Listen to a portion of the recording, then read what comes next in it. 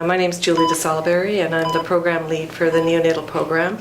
That encompasses the Neonatal Intensive Care Unit and the Neonatal Follow-Up Program at BC Women's Hospital. I've worked here for over 30 years, and most of my time has been spent working directly with babies and more recently in an administrative role. There are a lot of changes that have happened over the 25 years. Neonatal care has drastically changed from the days that when I first started. But I would say one of the most significant things that has changed is the way in which we partner with our families, with the parents of the babies that we care for. And so with that partnership model, parents are part of our neonatal team. We call it our core care team, where the nurse, the physician, and the baby's parents are directly involved in the decision making for their baby's care.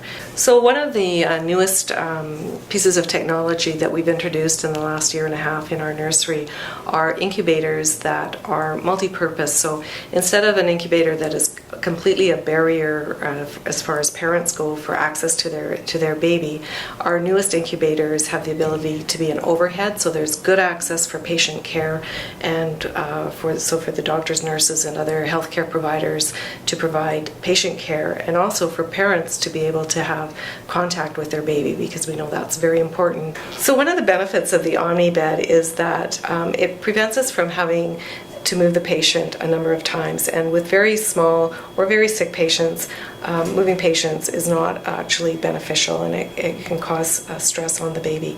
And so basically the baby is, when it comes over from the delivery suite and the team move the baby onto the Omni bed, the baby receives all the care and stabilization that's required. A very tiny baby, then we would bring the top down, because they can provide humidity and temperature control, and if a baby needs more access and interventions done, then the top can stay up, and it provides the medical team and the nursing staff and respiratory therapists with the access they need to make sure that the baby is getting just the right care at the right time. Compared to when I first started in my practice, I think that the care is it's much more comprehensive, and we know more.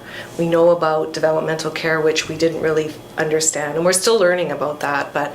And that again goes back to the importance of contact with mothers, and mothers being very close to their babies, and what we call kangaroo mother care, where babies are skin to skin with their mothers as soon as possible in their stay. And so those things, so the technology plus all the other developmental care that we can offer, and also the environment of making sure that families are supported through this extremely difficult journey. It's a very different approach than a very technical approach it's how I would have seen it.